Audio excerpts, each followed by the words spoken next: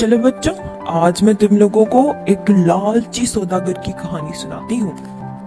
एक दफा का जिक्र है कि किसी गांव में एक लालची सौदागर रहता था। उसका नाम रामू लाल था। वो एक लालची इंसान था।